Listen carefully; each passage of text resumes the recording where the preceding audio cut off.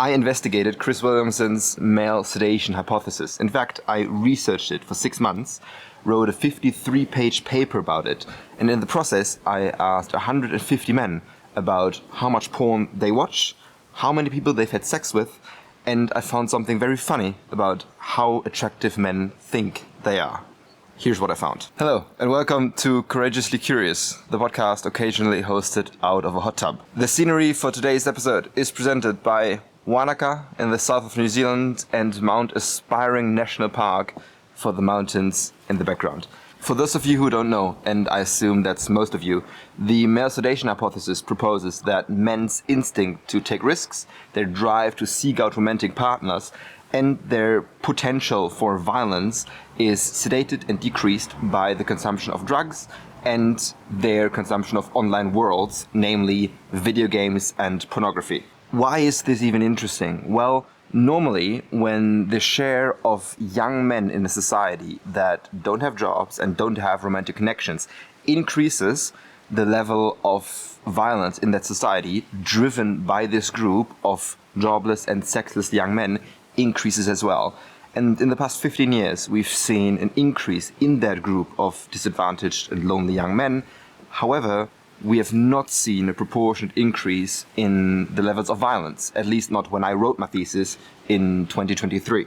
And on the surface, this seems like a good thing, right? Men being less violent, taking less risks. You say, Simon, why is that a bad thing? Well, if you look beyond the surface, you discover that there are a variety of problems that come with it. Because the same underlying instincts that drive men to be capable of violence and to take risks are also the same instincts that, get them over the fear of rejection and finally approach a woman in the street. Or the same instincts that allow them to be violent in defense of their country or their family.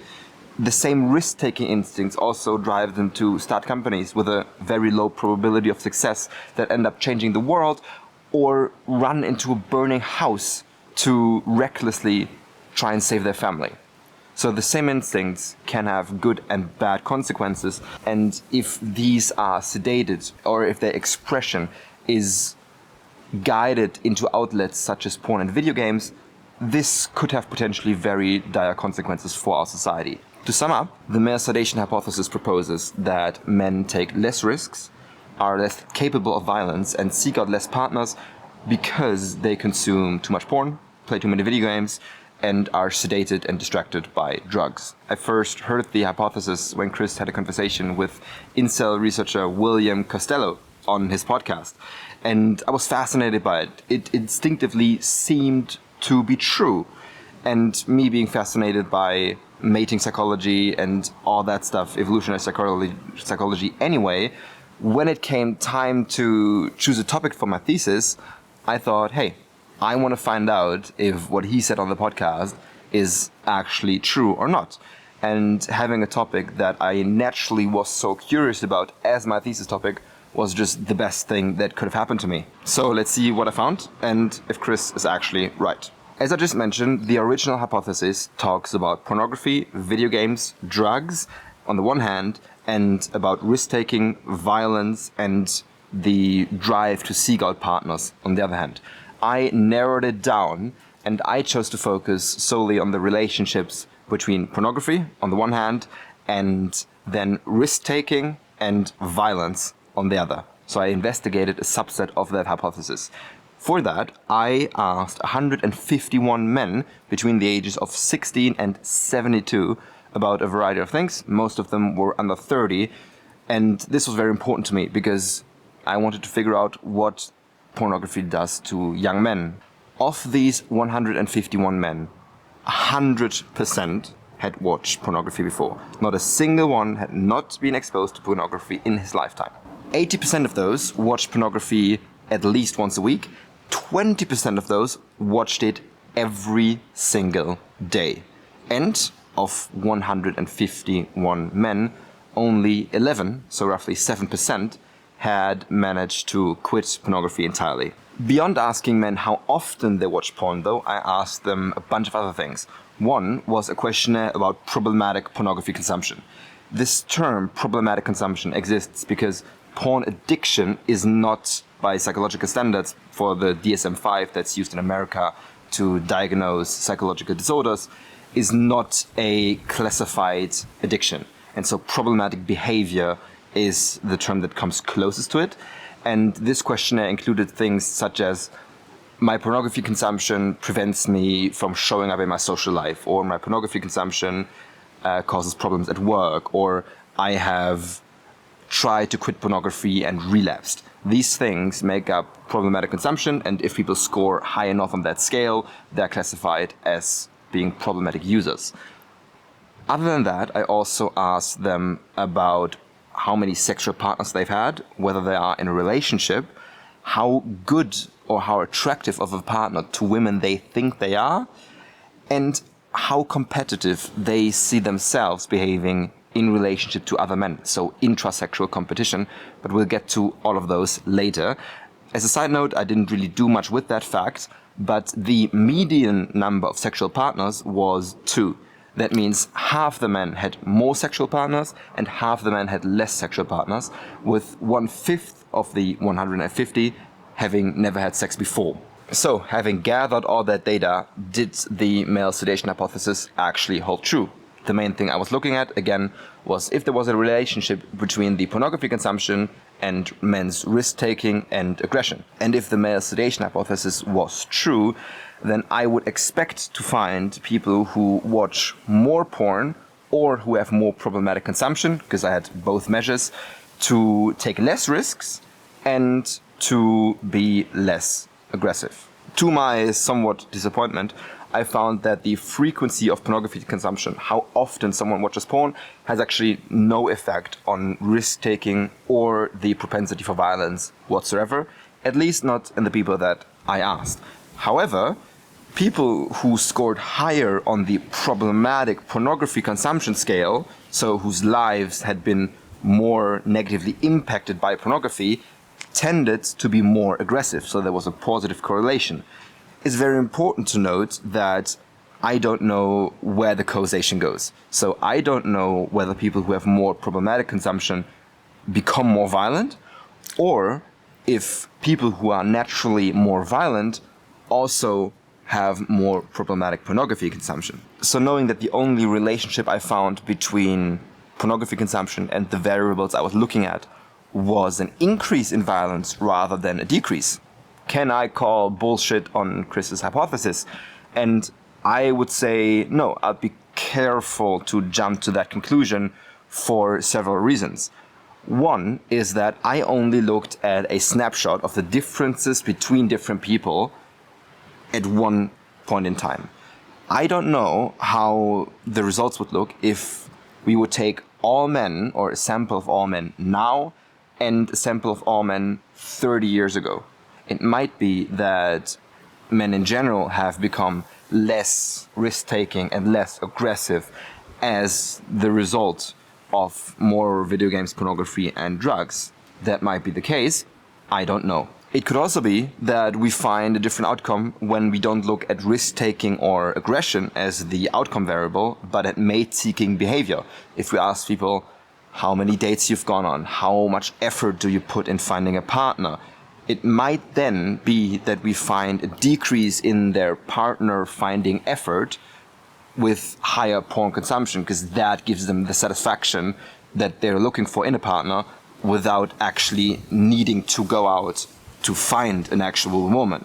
So that, I don't know, I didn't look at that, but it would be super interesting if one of you investigates that. So while I didn't find any evidence that the male sedation hypothesis was true, I also think that the theoretical background and the anecdotal evidence in terms of sex rate, in terms of social media consumption, and all that is sufficient to not reject it outright, in general, but that further research is definitely necessary, or I would just be curious to see what it brings.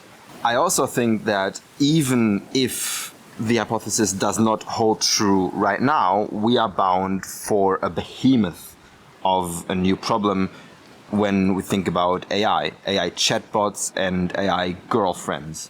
Now, we already see that many teenagers use AI companions, as they're called, as sort of a friend or an outlet.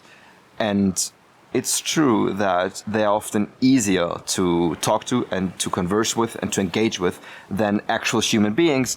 But my suspicion is that they're also less fulfilling. And so I don't know how that develops in the next couple of years, but I think it would be very interesting to see if the rise of AI chatbots and AI girlfriends has an impact on violence, aggression, and especially the desire and actions to find a female partner in men. But now let's get to the juicy stuff. I asked men how attractive they think they are. And I didn't ask them rate yourself from 0 to 10. I didn't ask them to rate themselves from 0 to 10, but I asked them to rate themselves from very much below average to very high above average in terms of attractiveness as a partner, right? Not physical attractiveness, not only character, but the entire package, essentially. Because the problem that you run into when you ask people from 0 to 10 is that they think, 5 is the average, and so everyone who says they're above a 5 must think they're above average. Well, that's not entirely true. If you have most people who rank themselves as a 7, then actually 7 is the average ranking in that sample, and you can still, see who's above and below that. But I asked people, do you think you're above and below average? And around 2/3 said they're above average. So we are very, very optimistic men in the way we think of ourselves as partners. And it makes total sense from a psychological perspective. The reason we do that is the same reason that most people think they are above average drivers, which is a very old finding in psychology. And we do this basically to protect ourselves so that we believe enough in ourselves to actually, go out in the world and do stuff. But the more interesting thing for me is that what a good partner is, or what attractive in a partner means, differs for every one of us. And so if I have my definition of being attractive as a partner or desirable as a partner, then I will rank myself on my own metrics of what is desirable, of what I think the ideal partner should be. And because these are my metrics, I will obviously aspire to be good and to be desirable in these metrics. Another person might have their very own metrics of what's desirable and try to improve themselves on their metrics. And because our metrics differ, the other person might think, I'm very, very desirable on the things that I think make a good partner, but I think very different things make a good partner, and so they rate themselves as more highly than I would rate them, not because either of us has, a different perception of themselves, but because we just have different value systems. And so when two people rank themselves as being desirable, they rank themselves by their own version of desirability, which then accounts for the disparity in outcomes, because what I think is desirable is something else that the next person thinks is desirable, and we both pursue our own version of that and supposedly think we're quite good at it. So if you ever meet someone who is a bit too fond of themselves, it might not be that they're super arrogant, maybe they are, but it might just be that their version of a good person is very different from your version of a good person. The second very interesting thing I found was that problematic pornography consumption was positively correlated with intrasexual competition. So the competitive feelings that one man has towards another man and how much they see them as a threat and as a competitor in terms of mating opportunities and in terms of women. I think that's very interesting to look at, and I think it's dangerous. Why? In my research, I've read a lot about also the psychology of pornography and about how it is written, how women and men are portrayed. And there was this one quote that stuck with me where an author wrote about pornography: the one thing that women in porn never do is say no. Right? And in general, pornography paints a very, very, very promiscuous picture of women, obviously. And the problem with that is that the first age of exposure to pornography is 11. 11 years old is when people, or children, on average, are first exposed to pornography. And so by the time they're 21, their brain has spent a decade on pornography. 11 is before most children's first exposure to sexuality, to sexual contact with the opposite sex. And so their perception of boys' perception of what women are, how women behave, what women do, is impacted and is shaped by the narratives we see in pornography. I'm not saying that every 13-year-old boy expects to have sex with a pizza delivery woman. I'm not saying that. But what I am saying is that this promiscuity does make its way into the image that adolescent boys have, not only of women, but also of women's interaction with men. What this leads to is that everyday situations can be seen as a potential opportunity for sex, right? In porn, you see women having sex with men in all kinds of different normal everyday situations, while opening the door, while delivering something, while meeting an old friend, whatever, that normal women in reality never would have sex in. And this leads to young boys, I believe, this is just my hunch, I believe this can lead boys to see everyday encounters with women as an opportunity for sex. Thinking, there could be something going on here if I play it right. And this also leads them to see other men and other boys as much stronger competitors for women in these everyday situations. Like when just you and a classmate, like a female and a male classmate, and you are talking after class, you might think that you're competing in a sexual way for a woman, because this is the sort of situation that sex grows out of in pornography, when in reality there's nothing going on. And the fact that men who have more problematic consumption see other men as stronger competitors and see themselves as more opposed to other men might indicate that they see women as much more promiscuous and open to sex at any time. And I think this destroys or can significantly damage their relationships with women, but also with other men growing up. To sum it up, I didn't find evidence for the male sedation hypothesis. In fact, I found evidence against it, but I still believe it might be supported if you take a different combination of variables or if you look at a different time frame.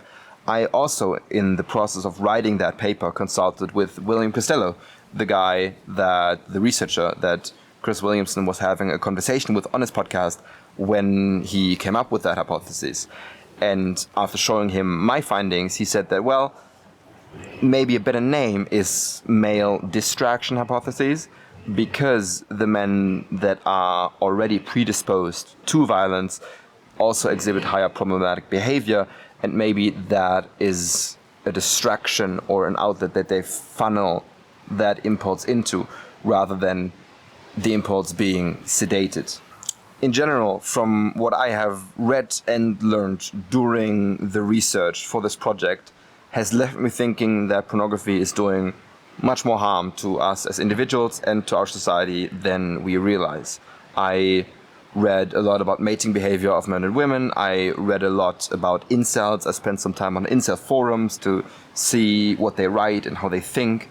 I read a lot of writings from women about porn, looked at the brain in relation to pornography, and I've come to the conclusion that I think the less pornography anybody can watch, the better. And despite the much increased attention in research and media, I think over the last 5 years, I'd say pornography is still a topic where the dangers are sometimes washed away, and where people aren't taken seriously.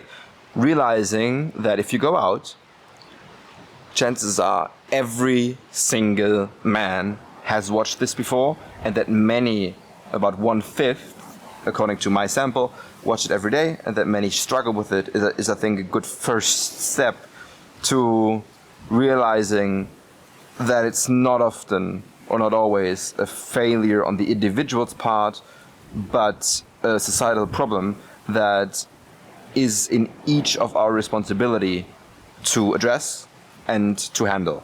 Now, I've got a ton more material about this. If you would like to learn more, DM me, write it in the comments, and I'll make another episode about adjacent topics in the future. Thank you for listening to Courageously Curious. I am sweating my ass off. Holy shit. It's really warm, and I don't know why I thought this was a good idea to record it in a hot tub. Oh, see you next week.